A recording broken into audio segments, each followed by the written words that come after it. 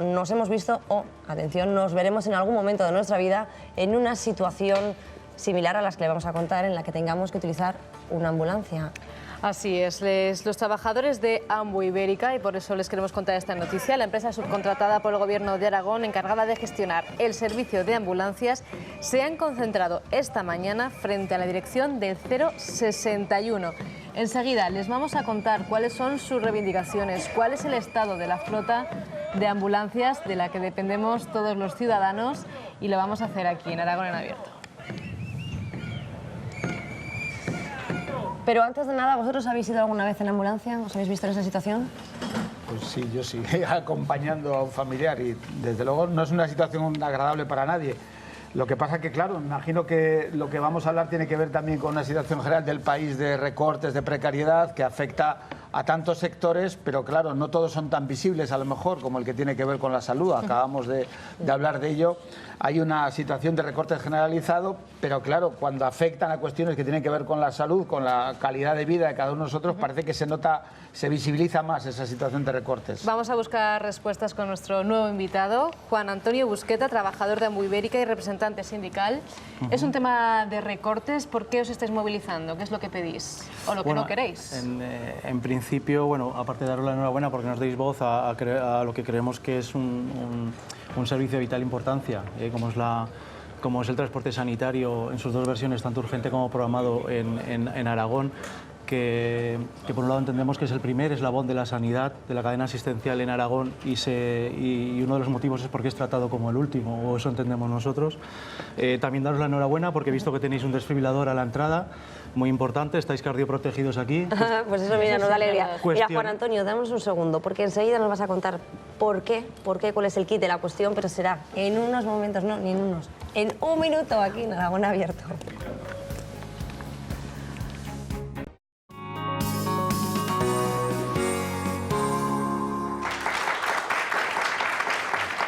Seguimos hablando de ambulancias y la pregunta que le quiero hacer a Juan Antonio Busqueta es la siguiente. Juan Antonio, ¿estamos seguros en las ambulancias aragonesas?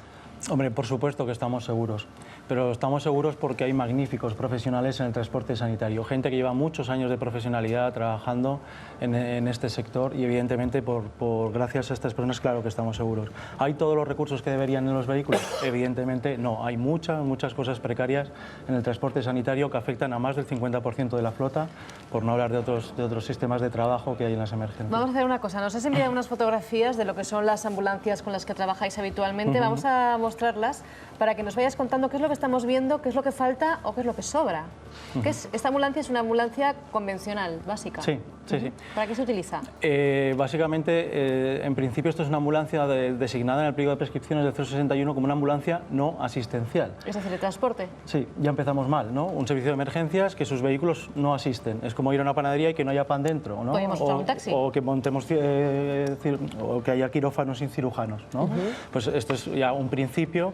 Esto debería ser una excepción y no la norma en el transporte sanitario, y esto es la norma. Más del 50% de los vehículos tienen este formato, y muchos de ellos ni siquiera tienen técnico sanitario, técnico de emergencias sanitarias detrás, sino que simplemente va como con un conductor, como denunció el compañero la semana pasada. ¿Y si ocurre algo en un transporte? Por ejemplo, una de las personas que es transportada sufre una parada cardiorrespiratoria o le ocurre algo, ¿no hay nada para atenderlo? Pues el conductor entiende que el paciente está dormido, cuando llega al hospital se dará cuenta que ha fallecido.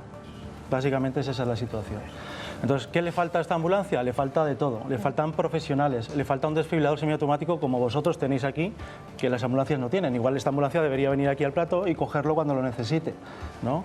Le falta, evidentemente, no tiene capacidad asistencial, no se puede montar los servicios de primaria, un médico, una enfermera, porque es más probable que la sangre del paciente suba al suero que el suero baje al paciente.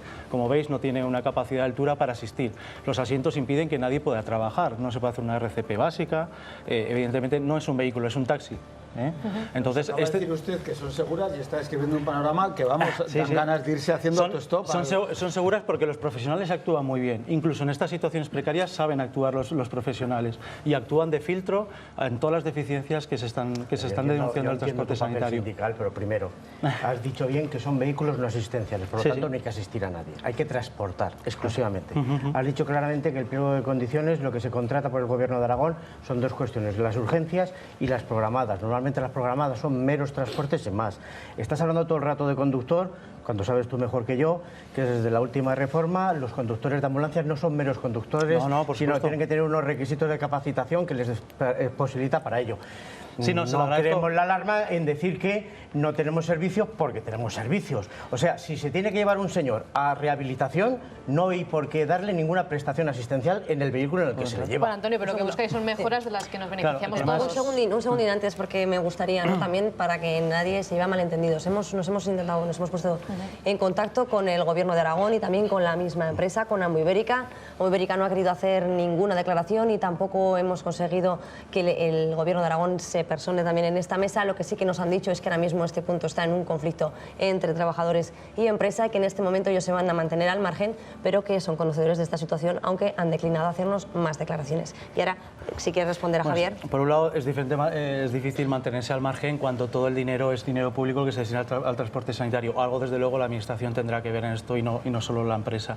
Por responder, tenemos transporte programado en Aragón y transporte urgente en Aragón. Por lo cual, si las ambulancias no son asistenciales, deberán trabajar en el programado, no en la urgencia. Es un oxímoron. Emergencia y no asistencia no puede entrar en el mismo concurso. Hay dos concursos que separan muy bien. Pues estas ambulancias deberán estar en el concurso del transporte programado, pero nunca donde no puedan dar una capacidad asistencial. Contestando un poquito, el 50% de estas ambulancias que están, que muchas veces van solos, no tienen desfilador y encima están localizados. Eso quiere decir que el trabajador para activarse tarda más de 20 minutos en llegar a la ambulancia. A eso habrá que añadir el tiempo de llegada a un pueblo. Y se movilizan estos vehículos no porque el paciente necesite este vehículo, sino porque es el único recurso que en muchas zonas tienen. De hecho, este vehículo funciona en Monzón, que es una población de 19.000 habitantes. En Barbastro, que es una población de 19.000 habitantes, tienen este vehículo, sin desfibrilador, sin capacidad asistencial. Entonces, hombre, desde luego, gracias por recordarnos, y es verdad, ya hay un Real Decreto de 2012 que se nos reconoce unas competencias como técnicos de emergencias sanitarias. Esto sí que es importante decir, ¿no? Que nadie pone en duda que el que conduce un coche de la policía es policía, y lo mismo en los bomberos. Aquí parece que siempre hay que distinguir cuando hablamos de conductor y técnico, porque son dos cosas diferentes. No, somos técnicos en emergencias sanitarias, ya lo regula así un Real Decreto y desde luego le agradezco que haya hecho el inciso en ese aspecto. Por entender un poco más, hay un convenio vigente desde hace 9 meses, ese convenio no se está cumpliendo y ahora la empresa está diciendo a los trabajadores que vais a tener otras condiciones, entre ellas un 18,5% menos de sueldo. Sí, ya, encima esto lo traemos reciente, acabamos de reunirnos esta mañana con la empresa. En primera instancia quieren hacer una aplicación de un 18,56, una aplicación del convenio que no es una inaplicación, directamente es una bajada salarial. Pero aparte se nos ha anunciado también una modificación sustancial de las condiciones de trabajo, lo que va a suponer que a ese 18,56 probablemente se le sume un 10 o un 15% en muchos casos. Esto es una responsabilidad empresarial cuando ellos han firmado un convenio en mayo, a sabiendas de que esto es dinero público, saben lo que les cae cada mes y sabrán si pueden ejercer sus responsabilidades de lo que firman. Es una responsabilidad por ¿Estáis barajando algún tipo de huelga, aparte de la concentración de hoy, algún tipo de movilización más? Bueno, el problema del transporte sanitario urgente es que trabaja con mínimos, ¿no? Trabaja con mínimos y trabaja, como viene defendido, la voluntad y el gran trabajo que hacen todos los profesionales, desde los médicos hasta los técnicos de emergencia. Entonces, decir que no vas a atender a un paciente a un accidente porque estás en huelga, desde luego nuestra ética profesional no lo permite.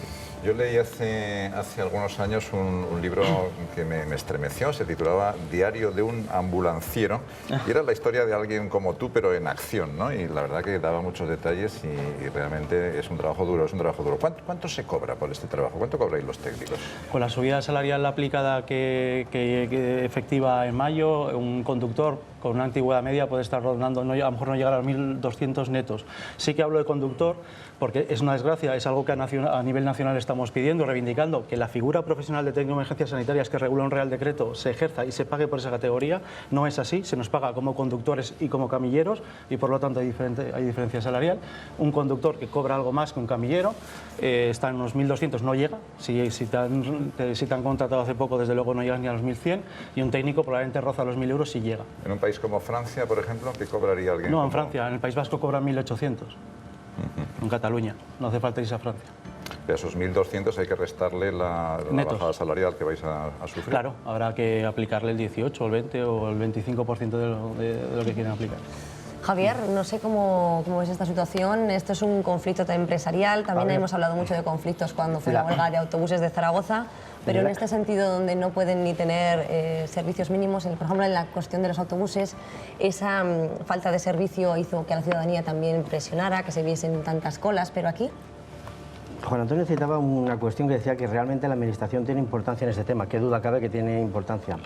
El problema está, y eso es una cosa que las mesas de contratación, esa figura que está en el derecho administrativo contractual público, las empresas se presentan y ahora va a salir a licitación dentro de poco este servicio en concreto.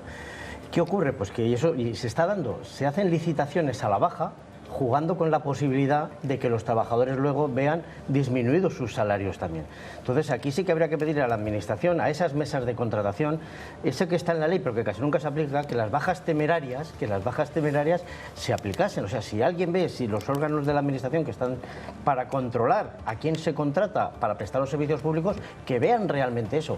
Si yo pido que haya tantas ambulancias, de tantas características, con tantos técnicos contratados, la propia Administración sabe cuánto vale eso, lo sabe, porque es el precio de licitación. Entonces, ¿qué es lo que hacen las empresas? Van a la baja para conseguir el contrato, pues yo pujo por menos y además digo que voy a dar más cosas. Bueno, pues ahí sí que tenía que haber, y eso lo he dicho totalmente en relación con Antonio, el control de la Administración, tanto cuando se licita como lo que estamos diciendo ahora mismo, estaba manifestando él. Los pliegos de condiciones técnicas dirán cómo tienen que ser las ambulancias. Es labor de la Administración el comprobar que se está cumpliendo o no se está cumpliendo con eso que a esa empresa se le dio. Y según vuestra opinión, efectivamente, ¿la empresa cumple el pliego de condiciones de su contrato? Ni la empresa ni la Administración. Hay severos incumplimientos de los pliegos de prescripciones técnicas, lo que hablaba mi compañero Vicente la semana que viene que estuvo aquí. El 70% de las ambulancias en Aragón no tienen una base donde estar.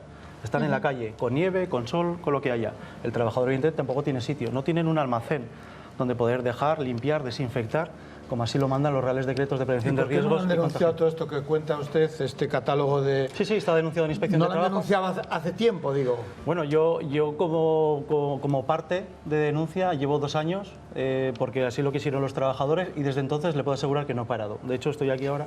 Bueno, Antonio, antes decía Javier que las empresas normalmente cuando acuden a concurso bajan ese presupuesto para conseguirse los elegidos. En el caso de Ambu Ibérica, ¿sabes cuánto? Nos consta que estamos inmersos en guerras empresariales. Son muchas empresas las que pujan a los concursos. Desgraciadamente son empresas de capital riesgo, por lo cual cogen dinero público, que es un pastel muy bonito, tanto la jardinería como lo que sea. Ahora toca el transporte sanitario. Es un dinero que cae y estamos inmersos en guerras de Pero tú ¿sabéis cuánto os consta? ¿Sabéis si se baja, si Ambu Ibérica baja? Sí, bueno, hoy se ha publicado las licitaciones del transporte sanitario en Castilla-La Mancha, tenemos las cifras y la mayoría de las empresas que han concursado han ido 4 o 3 millones por debajo de los precios de licitación de la Administración. Y aquí en Aragón pasa igual. Somos un país a la baja y no es chiste, o sea, porque en todas las situaciones de que se contratan empresas u obras, parece mentira, pero siempre se coge la más baja, con lo cual después hay serios problemas, sean humanos, o sean físicos o materiales, o sea en obras. Entonces, la ley tiene mecanismos para regularlo, otra cosa es que no se aplica, pero los tiene. Pero es un problema de los políticos, Carlos, porque el político no se arriesga a votar una oferta mejor, de más calidad para los ciudadanos, porque teme que luego le acusen de prevaricación. Pero eso cuesta dinero. Se está produciendo en todas las administraciones y por eso ganan las ofertas estas basura, no lo digo por este caso, evidentemente, pero que sí que ponen en riesgo muchas veces el propio servicio, ¿no? Claro. A cambio de un beneficio, por supuesto, empresarial. Yo creo que eso políticamente habría que reeducar a nuestra clase dirigente para que se atrevan a votar aquellas ofertas, aquellas opciones que van a ser mejores para los ciudadanos. El mejor estadio de fútbol, la mejor ambulancia, pero si nadie le va a discutir dónde está el problema, nadie le va a acusar de nada. Así es, y no hay que perder de vista que estamos hablando de salud, de la seguridad de todos nosotros, de nuestros seres queridos. Así que, bueno, Juan Antonio, estaremos muy pendientes de esas movilizaciones, de cómo va a desenvolverse este conflicto y si le encontráis solución. Muchísimas gracias por acompañarnos y suerte. Gracias a vosotros por darnos la oportunidad de hablar. Y también vamos a despedir a nuestros contertulios, que lo han hecho tan bien como siempre, a José María Calleja, Javier Hernández, Juan Bolea y Carlos Reguero. Buenas tardes a todos, muchas gracias. Gracias a todos. Bueno, pues vamos a continuar.